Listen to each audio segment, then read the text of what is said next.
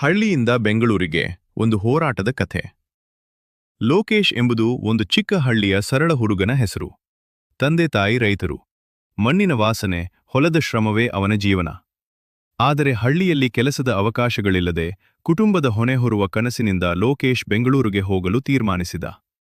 ಒಂದು ಚಿಕ್ಕ ಬ್ಯಾಗ್, ಅಮ್ಮ ಕೊಟ್ಟ ತಟ್ಟಿದ ಅನ್ನದ ಪೊಟ್ಟಣ, ಕಣ್ಣಲ್ಲಿ ಭರವಸೆಯ ಕನಸು, ಇಷ್ಟೇ ಅವನ ಸಂಪತ್ತು. ಬಸ್ಸಿನಲ್ಲಿ ಕೂತು ಹಳ್ಳಿಯನ್ನು ಹಿಂದೆ ಬಿಟ್ಟು ನಗರಕ್ಕೆ ಹೊರಟಾಗ ಅವನ ಮನಸ್ಸಿನಲ್ಲಿ ಭಯವೂ ಆಶೆಯೂ ಒಂದೇ ಸಮಯದಲ್ಲಿ ಇತ್ತು. ಬೆಂಗಳೂರು ದೊಡ್ಡದು, ಗದ್ದಲ ತುಂಬಿದ ನಗರ. ಎತ್ತರದ ಕಟ್ಟಡಗಳು, ಓಡಾಡುವ ಜನ, ಗರ್ಜಿಸುವ ವಾಹನಗಳು. ಹಳ್ಳಿಯ ಶಾಂತತೆಗೆ ಅಭ್ಯಾಸಗೊಂಡ ಲೋಕೇಶ್ ಗಾಬರಿಗೊಂಡ. ಮೊದಲ ದಿನವೇ ಕೆಲಸ ಹುಡುಕುತ್ತಾ ಹಲವಾರು ಆಫೀಸ್ಗಳಿಗೆ ಹೋದ. ಅನುಭವ ಇದೆಯಾ? ಇಂಗ್ಲಿಷ್ ಬರುತ್ತಾ? ಎಲ್ಲೆಡೆ ನಿರಾಕರಣೆ. ಕೆಲವು ದಿನಗಳು ಸ್ನೇಹಿತನೊಂದಿಗೆ ಚಿಕ್ಕ ರೂಮಿನಲ್ಲಿ ಉಳಿದ. ಹಣ ಕಡಿಮೆಯಾಗುತ್ತಾ ಹೋಯಿತು.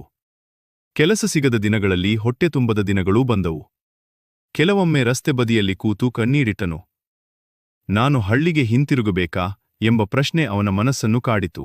ಆದರೆ ಲೋಕೇಶ್ ಧೈರ್ಯ ಕರೆದುಕೊಳ್ಳಲಿಲ್ಲ. ಒಂದು ಹೋಟೆಲ್ನಲ್ಲಿ ಕೆಲಸ ಹಿಡಿದ. ಪಾತ್ರೆ ತೊಳೆಯುವುದು, ಸರ್ವಿಂಗ್, ಕಷ್ಟದ ಕೆಲಸ. ದಿನಪೂರ್ತಿ ದುಡಿದು ರಾತ್ರಿ ಅಲಸಾಗಿ ಮಲಗುತ್ತಿದ್ದ. ಆದರೂ ಅವನು ಬಿಡ್ಲಿಲ್ಲ. ರಾತ್ರಿ ವೇಳೆ ಕಂಪ್ಯೂಟರ್ ತರಬೇತಿ ಕಲಿತ, ಇಂಗ್ಲಿಷ್ ಮಾತನಾಡಲು ಪ್ರಯತ್ನಿಸಿದ. ತಿಂಗಳುಗಳ ಶ್ರಮದ ನಂತರ ಒಂದು ಚಿಕ್ಕ ಕಂಪನಿಯಲ್ಲಿ ಕ್ಲರ್ಕ್ ಕೆಲಸ ಸಿಕ್ಕಿತು. ಸಂಬಳ ಜಾಸ್ತಿಯಲ್ಲ, ಆದರೆ ಗೌರವ ಇತ್ತು. ಮೊದಲ ಸಂಬಳ ಬಂದ ದಿನ ಲೋಕೇಶ್ ಅಮ್ಮ ಅಪ್ಪನಿಗೆ ಹಣ ಕಳುಹಿಸಿ ಸಂತೋಷದಿಂದ ನಗಿದ. ಹಳ್ಳಿಯಿಂದ ಬಂದ ಹುಡುಗನಿಗೆ ಬೆಂಗಳೂರು ಸುಲಭವಾಗಿರಲಿಲ್ಲ. ಆದರೆ ಕಷ್ಟ, ಸಹನೆ ಮತ್ತು ಪರಿಶ್ರಮ ಅವನ ಜೀವನವನ್ನು ಬದಲಿಸಿತು. ಲೋಕೇಶ್ಗೆ ಈಗ ಗೊತ್ತು, ಕನಸು ದೊಡ್ಡದಿದ್ದರೆ ಹೋರಾಟವೂ ಅಷ್ಟೇ ದೊಡ್ಡದಾಗಬೇಕು.